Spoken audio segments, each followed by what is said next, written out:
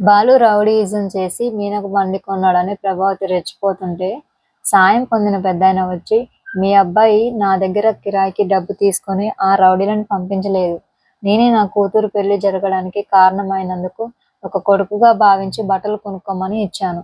నీ కొడుకు అంత గొప్పవాడు మరొకడు ఉండడు.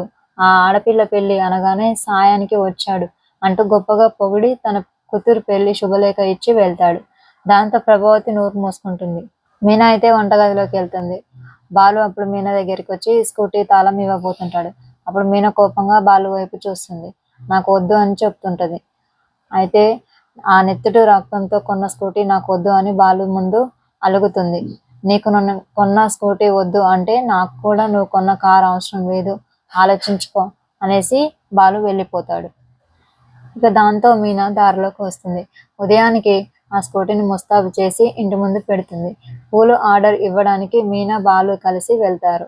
అదే స్కూటీ మీద మొత్తానికి అది చూసి కుళ్ళుకుంటున్న మనోజ్ రోహిణిని తీసుకొని తన గదిలోనికి వెళ్ళిపోతాడు. మీనా కోసం బాలు ఎన్నో చేశాడు. బాలు కోసం మీనా కూడా ఎన్నో చేసింది. శృతి కోసం రవి కూడా చాలా చేస్తుంది. కానీ నువ్వు మాత్రం నా కోసం మీ నాన్నను అడిగి ఏం చేయలేకపోయావు అన్నట్లుగా మాట్లాడతాడు.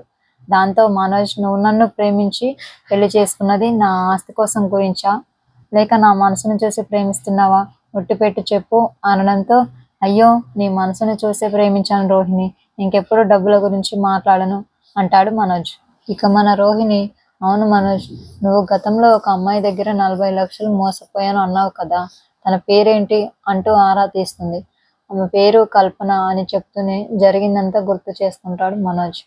కల్పన తన బాయ్ ఫ్రెండ్తో కలిసి మనోజ్ను కొట్టి 40 లక్షలు ఎత్తుకొని పోవడం దాకా ప్రతిదీ గుర్తు చేసుకుంటాడు మనోజ్. మనం ఆ అమ్మాయిని వెతికి పట్టుకుంటే మన డబ్బు మనకు వస్తుంది. అప్పుడు నీ కెనడా ఉద్యోగానికి కావాల్సిన డబ్బు ఎవరిని అడగక్కర్లేదు కదా అంటుంది రోహిణి. మంచి ఐడియానే, కానీ ఇప్పుడు ఆమె ఎలా దొరుకుతుంది అంటాడు మనోజ్. అప్పుడు కెనడా వెళ్ళిపోవడానికి నువ్వు టికెట్స్ తీసావు కదా, అంటే ఏజెన్సీల దగ్గర ఆరా తీస్తే ఆమె వివరాలు తెలుస్తాయి అంటుంది రోహిణి.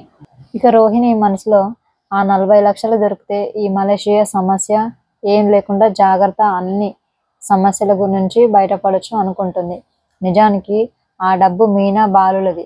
దాన్ని దొంగతనం వెనుక పట్టుకొని లాగేయాలనుకున్నది ఈ మొగుడు పెళ్ళాల ప్లాన్.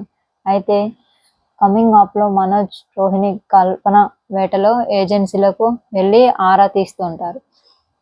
ఆ కల్పన మన బాలు కారులోనే ప్రయాణం చేయడం కీలకంగా మారింది. బాలు కారులో వెనుక సీట్లో కాలు మీద కాలు వేసుకొని మంచి దర్జాగా కూర్చొని పోజులు కొడుతుంది. ఆ కల్పన దాని పొగరు తీరు చూస్తుంటే కారు దిగేలోపు బాలుకి దానికి గొడవ జరిగినా జరగొచ్చేమో. చూద్దాం ఏం జరుగుతుందో.